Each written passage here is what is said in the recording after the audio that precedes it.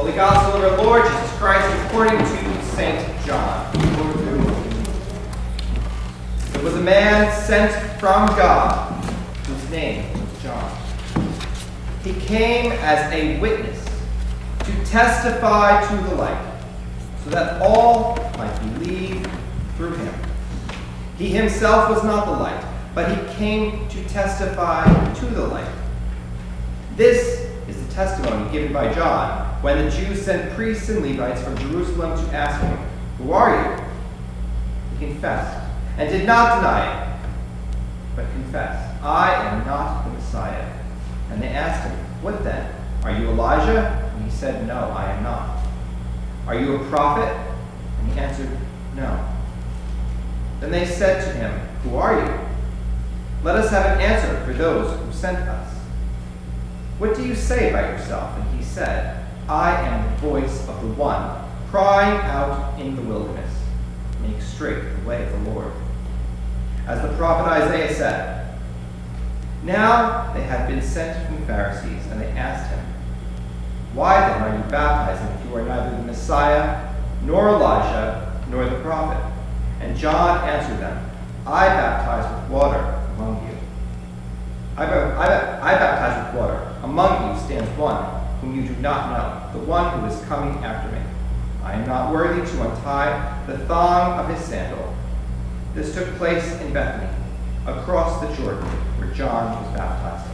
The Gospel of the Lord. Praise to you, Lord Jesus Christ.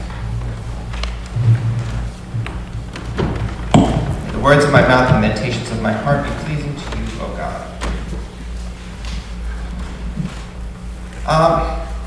Rose Sunday is one of those unique Sundays. It's been dubbed many things. Traditionally it was called Gaudete Sunday, which is rejoice. Some people call it Rose Sunday. Some people call it Pepto-Bismol Sunday. some people call it Mothering Sunday because Mary is preparing to give birth. She's at that point where she's getting close. Okay, we've dubbed it today Family Sunday, and families come in all different shapes and sizes. Some families are not even related to each other. Some people are considered one another family, and they're not even blood relatives. I'm sure everybody here has watched at least one episode of The Golden Girls. That's a family, Were they related? No, they were just a bunch of friends that happened to live together, but they were a family. Family is important. Family is central. Family is key. It is key to what makes Christianity work. Without family, Christianity can't work. We are a family here. We may not be related to each other. We may not even know each other that well, but we're a family nonetheless. Why? Because we all have faith in the same thing. We have faith in Jesus Christ. We have faith in the resurrection. We have faith that he came, that he was born of a woman, that he lived among us, that he died, and that he rose on the third day. We have faith in that. We believe that. And by our faith, that makes us family. Now, Rose Sunday is rose for a specific reason. Pink, rose, whatever you want to call it, okay? It's a way, it's a marker. It's a marker. It marks that we're almost there. Historically, Advent was Advent was at one point considered a penitential season. We now consider it a season of anticipation or a season of preparation. But historically, it was considered to be a penitential season. And during penitential seasons in the church calendar, people would oftentimes give things up. They would fast. Years ago, they would really fast. I mean, today, you're lucky if you hear somebody say, "Oh, I'm giving up ice cream for, okay, like ice cream's going to make a big difference compared to the fact that Jesus gave up his life, but okay, all right." But people would give up things for both Advent and for Lent, not just for the one, but for both. In fact, actually, I had an acquaintance of mine when I was in high school, whose father was a Reformed minister, And each year, for both Advent and Lent, he would give up food, like solid food. For all of Advent and all of Lent, he would just live on those protein shakes. He lose about 150 pounds each year. How he did that, I have no idea. I like to think that it was not just to send a message to his congregation, but also to send a message to God of how strong his faith was. We're told here in this gospel today that John says, "I am the voice of the one crying out in the wilderness, make straight the way of the Lord." Now, in another translation, it says, "Prepare ye the way of the Lord." It's the same thing, just a different translation, but the meaning is the same. We are messengers of God.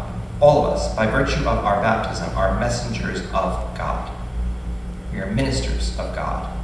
All baptized Christians are ministers. Not all are ordained ministers, but all are ministers nonetheless, and all are messengers nonetheless. And because of that, we are all called to be like John the Baptist. We are all called to prepare the way of the Lord. Now, when I say prepare the way of the Lord, I'm not talking about like those televangelists that go on TV, give me all your money because the end of the world is near. Well, first off, that makes no sense, because if the end of the world is near, why would you need my money? It doesn't make sense. But what I am talking about is the fact that when we talk about God being near, we're not talking necessarily about the end of the world or the apocalypse or anything quite that dramatic. We're talking about God's presence. Okay? God's presence in our lives. I think that God is a lot less dramatic than people sometimes give him credit for. God came as a simple human being, born of a woman in a stable. He could have come any way he wanted, and yet he came that way. That sends a message. That sends a powerful message. It sends a message that it doesn't matter how wealthy you are, it doesn't matter what your nationality is, what your origin is, what your gender orientation is, none of that matters. It sends a message that God came to be like one of us, to live among us, to experience life among us.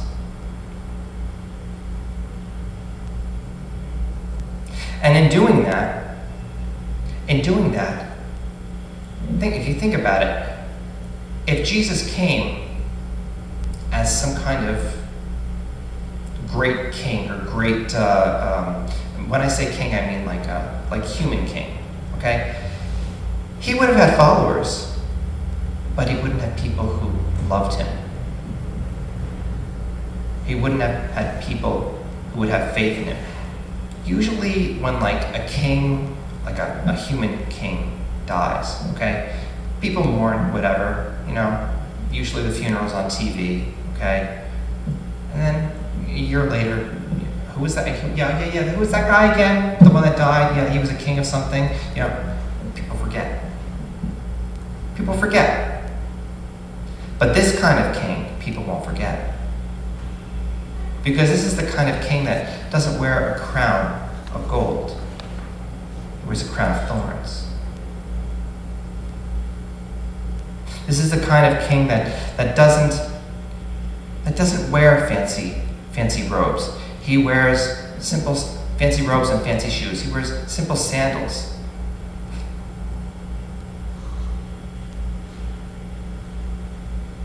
This is a different kind of king with a different kind of message. A message of hope, a message of peace, a message of joy.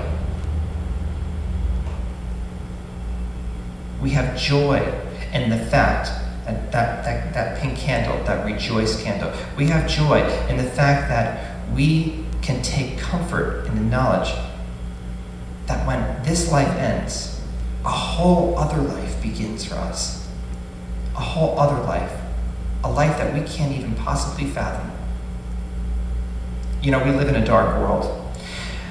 I think it was yesterday, 800,000 people in China protested for freedom. We live in a dark world. Just last week, there was a shooting in Jersey City. A policeman died. Several people died. One of them was a policeman. We live in a dark world, and joy is oftentimes scarce. Oftentimes, it seems like there's no hope, like there's no joy, like there's no peace, but there is. That's what that Advent candle represents. That's what that Advent candle represents. It's not just, we don't just light it just because it looks nice. We light it because it symbolizes something greater than us. The first, peace. The second, hope. The third, joy. And the fourth, love. And then, of course, we've got the center candle, the Christ candle, which will be lit on Christmas Day. Peace, hope, joy, and love. The four things. These four things are the most powerful things that make Christianity what it is. And yeah, we've screwed up. Yeah, we have. We've got damage control to do. we have screwed up. The Christian church has made some massive mistakes. But the church and God are not always the same thing. People oftentimes confuse the two. We oftentimes confuse the church with God. You go to church to worship God, but the church is not God. I had a conversation with somebody recently. He's a priest at an Episcopal church. Very traditional Episcopal church. And I mean, when I say traditional, I mean traditional, very formatted in a lot of ways. I mean, they actually have little foot pedals to let you know exactly where to stand, like little outlines of your feet, so like you're not even remotely the slightest bit off.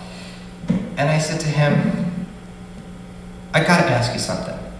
Are you using the liturgy to worship God, or are you using God to worship the liturgy? Because if it's the other way around, then you've got a problem. The liturgy, the service, this exists so that we can reach God, and so that God can reach us. Not that we use God as a way to worship the service. Mary says in Luke, "My soul magnifies the Lord." That's powerful. That's a powerful statement. Magnifies the Lord. When you look in the mirror, what do you usually see? You usually see yourself, okay? When I look in the mirror, sometimes I see a new gray, or a new wrinkle, or some extra pounds from. We'll go with Thanksgiving.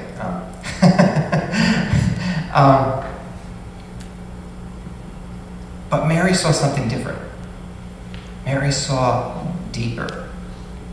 She saw God, not just within herself, but within others as well. Can you imagine that a 15-year-old girl was that intelligent, that perceptive, that in tune with the Spirit, that she could see God within not just herself, but within the lives of those whom she knew. My soul magnifies the Lord, and my spirit rejoices in God, my Savior. Those are powerful words from a 15-year-old. But that's the thing about Christianity. That's the thing about God, is that God doesn't look at our age. He doesn't look at how many wrinkles we have. He doesn't look at our color. He doesn't look at any of it. God looks right here. Your soul, your spirit, your essence. As we reflect upon this, as we reflect upon Rejoice Sunday, Family Sunday, let us see God in our own lives. Let us see God in the lives of our loved ones, in the lives of our families, even the family members that we may not necessarily like, because everybody's got them. We all do. Let us see God in the lives and in the lives of not just ourselves or the family members that we like, but in all. And by family, I don't necessarily even mean blood family. I mean family in the larger sense, human family. Amen.